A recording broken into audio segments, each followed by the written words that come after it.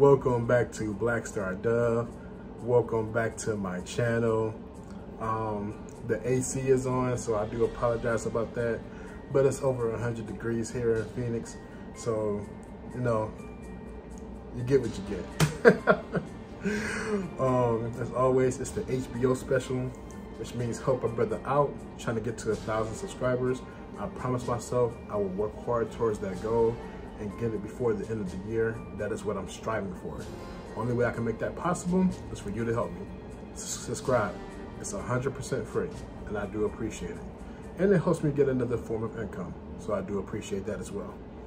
I'm sorry about that, got something in my eye. Today's video will be a little bit more of a come to Jesus moment for myself that I had. I will be discussing the day that I was laid off. That was my first time ever being laid off, never experienced it. Hopefully I don't have to experience that again. But it was just such a weird, unique time. So what happened was, this was January 6, 2020, before all the pandemic stuff. Like, the stuff was going on like across the season, across the ocean, but it didn't hit here as yet. So I was working for Macy's in the corporate center, the call center, which was in Tempe, Arizona. I was working there for 5 years. Oh man, just think about it, 5 years at that one place. It was January 6, 2020, like I said. When we walked in that day, we seen these huge speakers all across the second floor. And we was like, what's going on? And I knew it wasn't something that was good, because no one had an answer. Like, even some of the higher ups didn't know what was going on. That's when I knew, like, okay, this isn't good. So, you know, rumors and things started spreading. So people was like, oh man, we're gonna get fired, ha ha ha, all that stuff. So I remember it was a little bit after lunch for me. They called the whole building for a meeting, and they did the announcement over these huge, like I said, all these speakers are all over the place. And the announcement was they're shutting down the facility. Like, they shut down the whole facility, which was kind of weird, because this is the second time that I witnessed that in my 5 years. The first time was when the St. Louis facility shut down. Of course, I was working in Tempe at that time. And then within 5 years of me working there, like that whole time span, they shut down 2 facilities. And they had no more West Coast facilities. Like, we was it. Everything was on the East Coast. Man, like, I still remember people crying because they were devastated. I remember being the last person on my team to still be there, because everyone else was gone. Like, after the announcement, people couldn't really do anything. They really couldn't work. I was the only person from my team still there. I was one of the few people still left in the building. Like, really. Because like everyone left, because like I said, you know, they had some time to process it. And I remember like looking and seeing nothing, like no busybodies or nothing. And you know, this was still after Christmas, so you know, there was still like a whole lot of things that needed to be done. But it was just so surreal. Like, we're talking about like 1 o'clock in the afternoon. The floor is like almost completely empty. It's just me and a few other people at that point. I don't know why I decided to stay. I really didn't work the rest of the day. I just watched YouTube videos. But I was like, hey, I'm gonna get paid for this. So I really just watched YouTube videos. But it was just like so weird. So the way that it was structured out, they gave us the notice, but the way Arizona law was at that time, I don't know if it still is, that you had to give like an advance, like a 30-day advance. They didn't give us a 30-day advance notice. So they shut it down. They had to pay us for 30 days, and then they paid us for another 30 days. And then of course you had your severance package. So pretty much we worked another month, and then February is shut down, and then they paid us for another month, and then you got your severance package if you accepted that or whatever.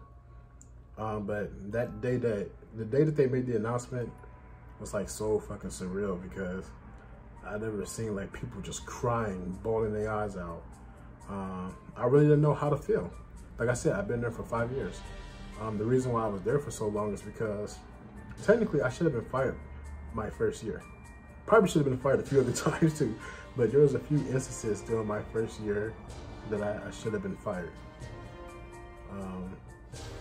But they didn't. Shout out to Wayne. Wayne was in HR.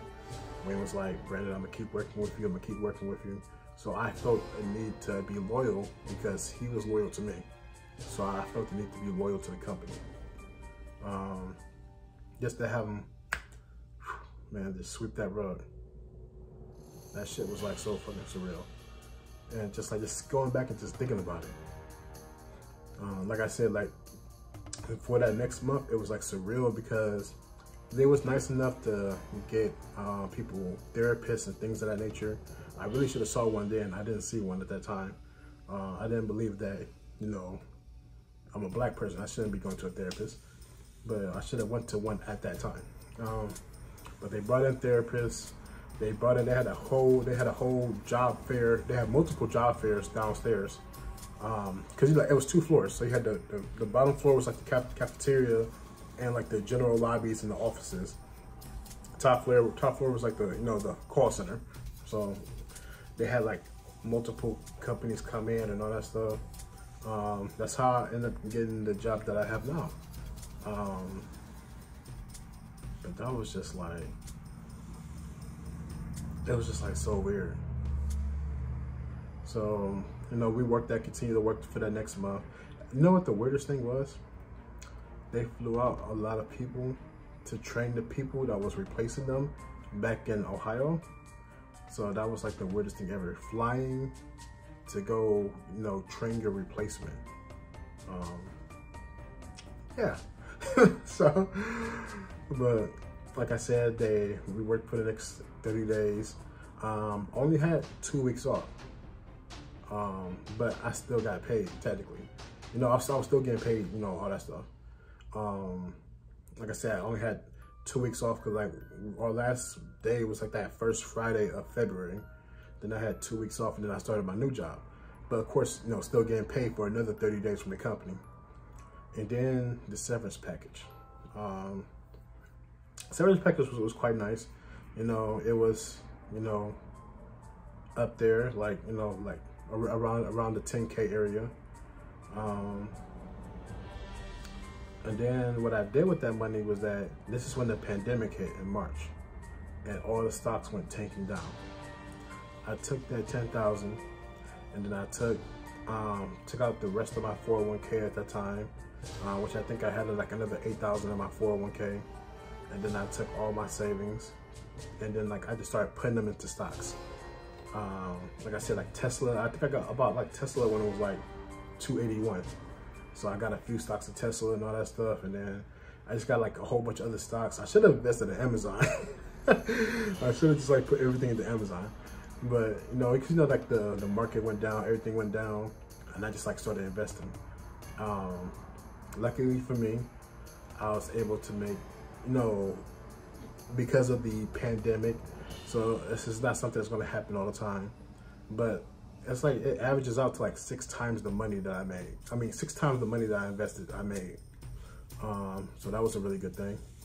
But now I'm focused on working for myself. So yes, I do currently have a job. I'm trying to do the best that I can with that, but at the same time, I'm doing this, I'm doing other things, I'm doing my investments. Like I said, I'm with an investment group as well. We got the 2 properties. Just making sure that I could just work for myself.